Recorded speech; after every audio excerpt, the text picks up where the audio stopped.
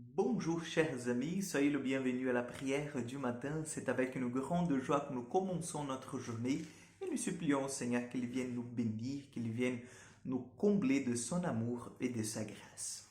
Au nom du Père, du Fils et du Saint-Esprit, Amen.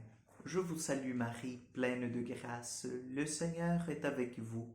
Vous êtes bénie entre toutes les femmes, et Jésus, le fruit de vos entrailles, est béni. Sainte Marie, Mère de Dieu, priez pour nous pauvres pécheurs, maintenant et à l'heure de notre mort. Amen. Notre-Dame d'Apparicida, priez pour nous. Nous allons prendre l'évangile de Jean, chapitre 3, versets 16 au 21. Dieu a tant aimé le monde qu'il a donné son Fils unique. Ainsi, tout homme qui croit en lui ne périra pas, mais il obtiendra la vie éternelle. Car Dieu a envoyé son Fils dans le monde, non pour juger le monde, mais pour que par lui le monde soit sauvé. Celui qui croit en lui échappe au jugement. Celui qui ne veut pas croire est déjà jugé, parce qu'il n'a pas cru au nom du Fils unique de Dieu. Et le jugement, le voici. Quand la lumière est venue dans le monde, les hommes ont préféré les ténèbres à la lumière, parce que leurs œuvres étaient mauvaises. En effet, tout homme qui fait le mal déteste la lumière. Il ne vient pas à la lumière, de peur que ses œuvres ne lui soient reprochées.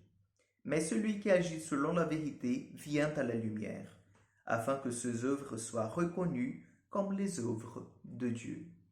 Acclamons la parole de Dieu. Il est un sujet très cher à Jean, l'évangéliste, lorsqu'il parle du combat de la lumière contre les ténèbres. Chers frères et sœurs, nous savons bien que la lumière du Christ, la lumière du Seigneur a vaincu les ténèbres de la mort. Nous savons bien que cette lumière, elle nous éclaire jusqu'aujourd'hui. Et Jean vient mettre en évidence cet aspect qui est si important dans notre vie chrétienne, dans notre vie spirituelle, que c'est de toujours marcher dans la lumière. Et qu'est-ce que cela veut dire, Père César? Marcher dans la lumière veut dire marcher dans la vérité. Parce que comme l'Évangile nous dit, la lumière, elle éclaire toutes les choses. Donc la vérité, elle éclaire toutes les choses. Tout ce que nous avons fait, en fait, à la cachette, dans l'obscurité, sera mis en lumière un jour. Donc c'est pas la peine de mentir, c'est pas la peine de cacher les choses, étant donné qu'un jour elles paraîtront. Pourquoi? Parce que les lumières, elles emportent toujours sur les ténèbres. L'évangile d'aujourd'hui vient vraiment, chers frères et sœurs, nous encourager aux bonnes œuvres. Parce que les bonnes œuvres, nous n'avons pas besoin de nous cacher pour les faire. Non, nous n'avons jamais besoin de nous cacher pour faire de bonnes œuvres. Pourquoi? Parce que les bonnes œuvres, normalement, elles sont bien vues par la société, n'est-ce pas? Donc, l'Évangile nous met cette réflexion dans le cœur. Il nous invite vraiment, chers amis, à nous poser des questions. Pourquoi est-ce que nous faisons encore des choses à la cachette? Alors, je ne mets pas en fait en question la dimension de l'humilité, de faire de bonnes œuvres, en fait, pour que, voilà, ce que votre main droite fait, que la gauche ne sache pas. Je sais que tout cela, en fait, ça fait partie de l'évangile, ça fait partie, en fait, de l'enseignement du Christ. Mais je dis vraiment dans les œuvres là qu'on fait liées au péché. Pourquoi est-ce que nous faisons en fait des œuvres à la cachette?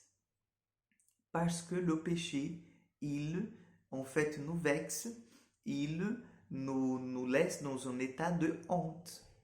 Et nous n'avons plus besoin d'être comme ça parce que le Seigneur nous a libérés, il nous a donné la vie et la vie en plénitude. Nous n'avons plus besoin d'être en fait dans l'obscurité, dans les ténèbres, parce que la lumière de la résurrection du Seigneur brille sur nous, brille dans nos vies. Donc demandons à l'Esprit Saint ce matin que nous puissions être des êtres de lumière, que nous soyons porteurs de la lumière de Dieu, de la lumière de la résurrection du Christ, pour éclairer ce monde qui sombre dans les ténèbres. Amen. Le Seigneur soit avec vous. Que Dieu Tout-Puissant vous bénisse et vous garde, le Père, le Fils et le Saint-Esprit. Amen. Que Dieu vous accompagne. Excellente journée et à demain pour encore une prière du matin.